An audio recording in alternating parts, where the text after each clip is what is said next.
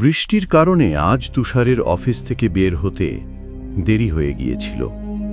সাধারণত সে অনেক রাতের বাসে করেই বাড়ি ফেরে, কিন্তু আজ মনে হচ্ছিল যেন শেষ বাসটাও হাতছাড়া হয়ে যাবে। আরে তুষার, তাড়াতাড়ি কর, এই বাসটা যদি ফসকে যায় তাহলে বাড়ি ফিরবি কি করে? আজই বুঝি এই বৃষ্টিটা নামতে হলো। সে বাস স্টপের দিকে দৌড়ে যাচ্ছিল, গলি ঘুঁজি পার হয়ে ছুটছিল, আর তার বাসটা ঠিক তার চোখের সামনে দিয়েই এগিয়ে যাচ্ছিল। বাসটা গতি ধরার আগেই সে কোনো মতে বাসে উঠে পড়ল। দিনের পর দিন রোজকার জীবনের এই ছোটাছুটি কখনো কখনো কত ভারী হয়ে ওঠে। এই রকম পরিস্থিতিতেই সে কথাটা বুঝতে পারত। দরজার কাছে দাঁড়িয়ে কিছুক্ষণ হাঁফানোর পর সে তার প্রতিদিনের জানালার পাশের কোণার সিটটাতে গিয়ে বসল। বাইরে বৃষ্টি হচ্ছিল, বৃষ্টিতে ভেজাই ঠান্ডা বাতাস আর বৃষ্টির কণা যেন তার আত্মাকে শান্তি দিচ্ছিল। বিদ্যুৎ চমকাচ্ছিল, আর মেঘগুলো হঠাৎ করে ভীষণ জোরে গর্জন করে উঠছিল। বাসের ওঠার আগে পুরো বাসটাই খালি ছিল। পিছনের দিকের সিটগুলোতে শুধু তুষারই ছিল। হয়তো বৃষ্টির জন্য লোকজন তাড়াতাড়ি বেরিয়ে গেছে, তাই বাসটা খালি। আজ কি যে ক্লান্ত লাগছে, এই বৃষ্টি, এই দৌড়াদৌড়ি, একটু চোখ বন্ধ করলেই শান্তি মিলবে। কিছুক্ষণ বসে থাকার পরেই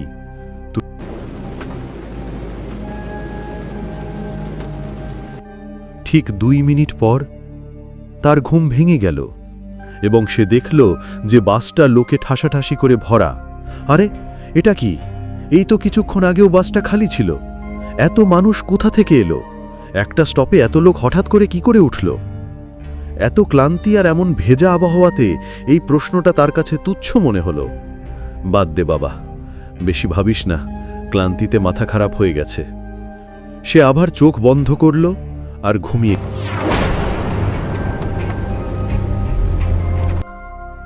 সফরের মাঝখানে যখন তার চোখ আবার খুলল, তখন বাসটা আবার পুরোপুরি খালি। এ কি হচ্ছে? এই তো একটু আগে বাস ভর্তি ছিল, কোনো স্টপেও তো থামেনে। তাহলে এরা সব কোথায় উধাও হয়ে গেল? কিছুই বুঝতে পারছি না। মাঝখানে কোনো স্টপ না এলেও সেই ভিড়টা কোথায় গেল? এই সব ভাবতে ভাবতে তুষার হঠাৎ বিড়ির ঝাঁঝালো গন্ধ পেল। একরাশ ধোঁয়ার কুণ্ডলী তার চোখের সামনে ভাসছিল, যেন কোনো রহস্য বাতাসের সঙ্গে মিশে গেছে। সে চোখ ঘোরাল আর দেখল তার পাশের সিটে একজন বুড়ো মানুষ বিড়ি টানছেন। তার মুখটা ছিল কুঁচকানো, আর চোখ দুটো এমন ছিল যেন রাতের গভীর নীরবতাকেও ছিঁড়ে দেখতে পাচ্ছে। আরে এইমাত্র তুই বাসটা মানুষে ভরা ছিল, হঠাৎ সবাই কোথায় গায়েব হয়ে গেল? এটা কিভাবে সম্ভব?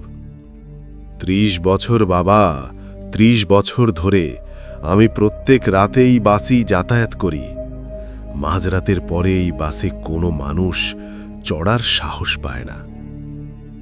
ভাই সাব, আপনিও না, এত নিশ্চিত হয়ে কি করে বলছেন?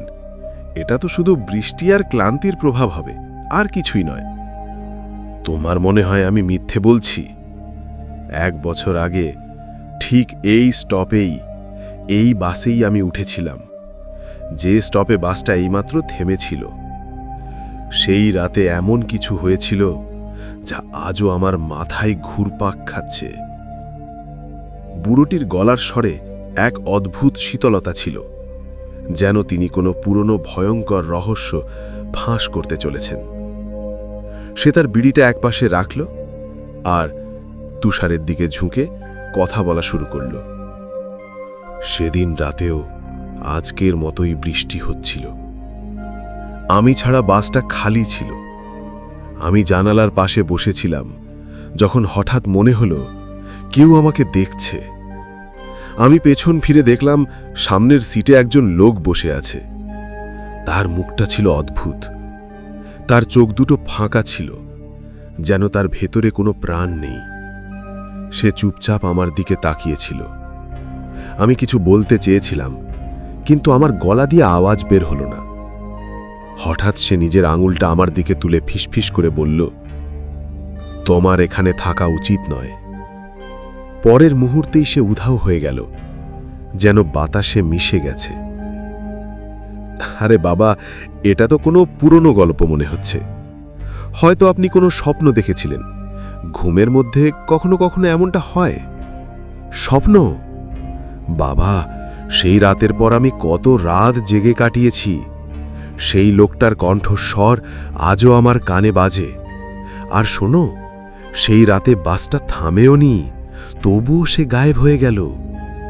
লোকে বলে এই বাসে মাঝরাতের পর এমন কিছু ঘোরে যা মানুষ নয়। তুষার বুড়ো লোকটার কথা হালকা ভাবে নিল। তার মন তখন ক্লান্তি আর বৃষ্টির কারণে হওয়া বিভ্রান্তি নিয়ে ভাবছিল। এসব বাজে কথা, সে মনে মনে বলল। বুড়োরা এমনিতেই এমন গল্প বানায়। তবুও কোথাও না কোথাও তার কথাগুলো তুষারের মনে এক অদ্ভুত অস্থিরতা জাগিয়ে তুলেছিল। থাক তুষার, আর বেশি ভাবিস না। এসব শুধু বাসযাত্রা আর বৃষ্টির ঘোর। এখন বাড়ি চল, ঘুমিয়ে পড়, সব ঠিক হয়ে যাবে। বুড়োটির রহস্যময় কথা শুনে তুষারের মাথা ঘুরতে লাগল। ক্লান্তি তাকে আবার ঘুমের গভীরে টেনে নিয়ে গেল। সে এক জায়গায় মাথা ঠেকিয়ে ঘুমিয়ে পড়ল। কিন্তু ঠিক 5 মিনিট পর তার চোখ খুলে গেল। অন্ধকারে বাসের নীরবতা আরও ভারী লাগছিল। সে এদিক ওদিক তাকালো, আর তার বুকটা ধক করে উঠল। সেই বুড়ো মানুষটা সেখানে নেই। এ কি? এই তো কিছুক্ষণ আগেও উনি এখানে ছিলেন। বিড়ির ধোঁয়া, ওর গলার স্বর, কোথায় গায়েব হয়ে গেলেন? এই বাসে কিছু একটা গোলমাল আছে। ঠিক তখনই তুষারের নজর সামনের সিটে পড়ল। সেখানে একজন লোক বসেছিল, একটা খবরের কাগজ পড়ছিল। রাত 1টার সময় এই শুনশান বাসে কেউ খবরের কাগজ পড়ছে? তার মুখটা কাগজের পেছনে ঢাকা ছিল, আর সে এত মনোযোগ দিয়ে পড়ছিল যেন পৃথিবীর সব খবর ওই কাগজেই লুকিয়ে আছে। তুষারের শ্বাস প্রশ্বাস দ্রুত হয়ে গেল। ভাই সাব, আপনি কে? এত রাতে খবরের কাগজ? লোকটা কোনো উত্তর দিল না। তুষার জানালার বাইরে দেখার চেষ্টা করল, কিন্তু বৃষ্টির ফোঁটা আর বিদ্যুতের চমক তাকে আরও অস্থির করে তুলল। সে আবার লোকটার দিকে তাকালো, আর তখনই সে কাগজটা নামানো শুরু করল। কাগজটা যেই নিচে নামল, তুষার তার মুখটা দেখল, রক্তে মাখামাখি, মাথার একটা অংশ থেতলানো, যেন কেউ তাকে নির্মমভাবে মারার চেষ্টা করেছে। তার চোখ দুটো ছিল ফাঁকা, যেন কোনো আত্মার তার মধ্যে বাকি নেই। এইটা কি? তুষারের চিৎকার বাসের নীরবতাকে চুরমার করে দিল। তার চোখ বন্ধ হয়ে গেল, আর সে সিটের ওপর গুটিয়ে গেল। হঠাৎ একটা ঠান্ডা হাতের তালু তার কাঁধ ধরল। সে ভয়ে ভয়ে চোখ খুলল, দেখল সেই লোকটাই সামনে দাঁড়িয়ে, কিন্তু এবার তার মুখটা একদম পরিষ্কার। কোনো রক্ত নেই, কোনো আঘাত নেই। সে হালকা হাসছিল। আরে ভাই সাহেব, কি হলো? এত ভয় পেলেন কেন? আপনি ঠিক আছেন তো? জল খাবেন? আপনি আপনি এইমাত্র আপনার মুখটা, রক্ত, এসব কি ছিল? আমি কি পাগল হয়ে যাচ্ছি? ভয় পেয়ে গেলেন তাই না? এই বাসে রাতে অদ্ভুত জিনিস ঘটে। কিছু দেখা যায়, কিছু উধাও হয়ে যায়। আপনি কিছু দেখেছেন? তাহলে ভুলে যান, এখানে দাঁড়াবেন না। নইলে... তার কথাটা শেষ হলো না, কিন্তু তার গলার স্বরে এমন কিছু ছিল যা তুষারের রক্তে জমিয়ে দিল। সে কাঁপতে কাঁপতে তার জলের বোতলটা নিল, আর দরজার কাছে গিয়ে মুখে জলের ছিটে মারল। 2 ঢোক জল খেয়ে রুমাল দিয়ে মুখ মুছে সে নিজের সিটে ফিরল। কিন্তু সিটে ফিরে বসতেই তার বুকটা আবার ধক করে উঠল। সেই লোকটা সেখানে নেই। এ কি হচ্ছে? এই তো এখানেই ছিল, কোথায় গেল? ঠিক তখনই বাসের দরজার দিক থেকে একটা আওয়াজ এলো, আমি এখানে আছি। দরজার কাছে তুষার দেখল সেই লোকটা দরজার কাছে দাঁড়িয়ে আছে। হঠাৎ বাসের গতি বাড়ল, আর সে চলন্ত বাস থেকে লাফিয়ে পড়ল। জোরে কিছু একটাতে ধাক্কা লাগার আর চিৎকার করার তীব্র আওয়াজ এলো। তুষারের বুকটা ধড়ফড় করছিল। সে ভাবল এখনই পালানোর সময়। সে দরজার দিকে দৌড়ালো, আর ভাগ্যক্রমে ঠিক সেই মুহূর্তে একটা স্টপ এসে গেল। সে বাস থেকে লাফিয়ে নামল আর বৃষ্টিতে ভিজে স্টপে দাঁড়িয়ে রইল। বাসটা ধীরে ধীরে তার চোখের সামনে দিয়ে চলে যাচ্ছিল, কিন্তু এবার সে সেই বাসের আসল রূপটা দেখল। বাসটা দেখতে যেন অর্ধেকটা পোড়া, মনে হচ্ছিল যেন একটা দুর্ঘটনা হয়েছে। আর বাসের ভেতরে অনেক লোক ছিল, কিন্তু তারা কেউই জীবিত ছিল না। জানলার কাছ থেকে সে একটা হালকা হাসি দেখতে পেল। সেই খবরের কাগজ পড়া লোকটা আর সেই বুড়ো লোকটা, যারা তখনও তার দিকে তাকিয়েছিল।